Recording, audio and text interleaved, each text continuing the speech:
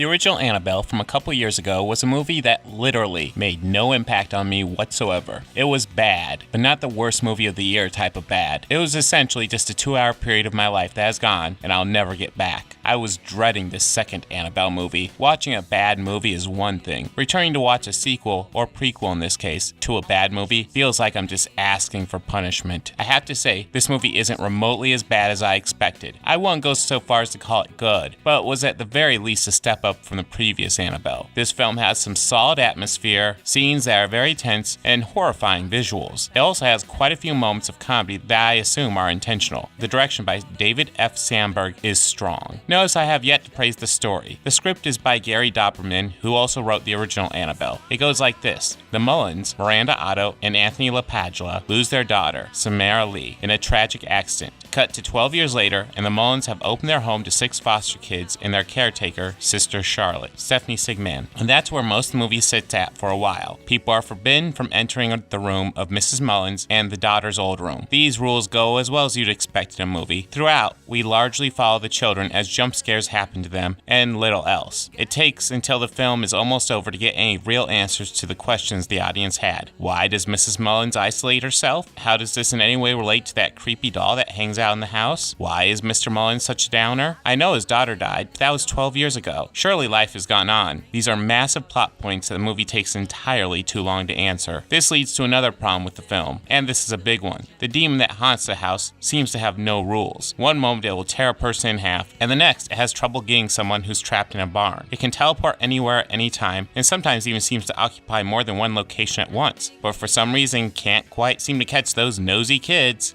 Why, it's Old Man Withers, the guy who runs the haunted amusement park. And I would have got away with it too if it hadn't been for you snooping kids.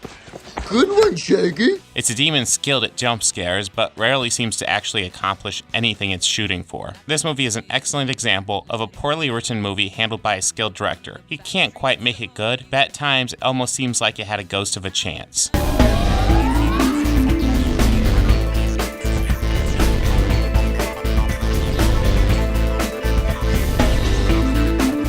Hey, if you like this video, please make sure to hit that like button and go ahead and subscribe. That helps me out a lot. And if you really love this video, consider visiting my Patreon page.